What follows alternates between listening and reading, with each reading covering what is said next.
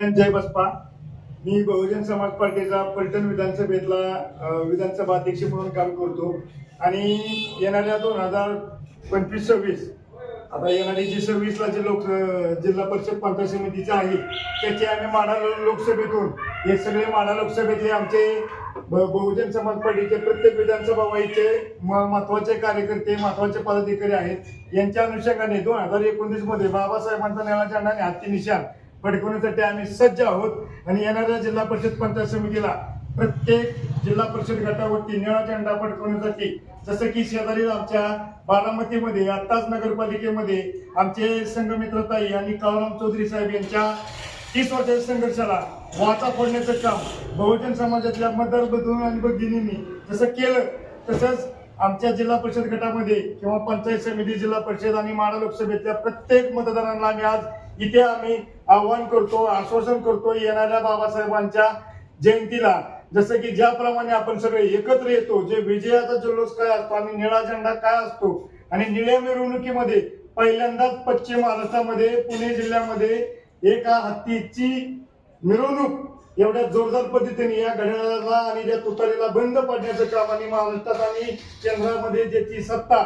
1 नंबरला असणाऱ्या पक्षाचं डिपॉझिट जप्त करणाऱ्या बारामतीमध्ये आमच्या नगरसेवका संघमित्रताई यांनी इतिहास करून दाखवला. त्या इतिहासाचा आम्ही वारसदार आहोत आणि त्या इतिहासाचा आम्ही साक्षीदार आहोत. येणाऱ्या काळामध्ये जिल्हा परिषद पंचायत समिती या जिल्हा परिषदेमध्ये मी माझ्या पलटण विधानसभेमध्ये 1 नंबरचा झेंडा फडकवण्याचं काम मी माझ्या स्वतःपासून सुरुवात करणार आहे. मी स्वतःही लढणार आहे आणि माझ्या सोबत येणारे प्रत्येक बहुजनांचे चेहरे SC ST OBC या बहुजन प्रेरणेचा आम्ही एकत्र ग्रुप करून माढा लोकसभेतले आमचे नितीन गायकवाड साहेब असतील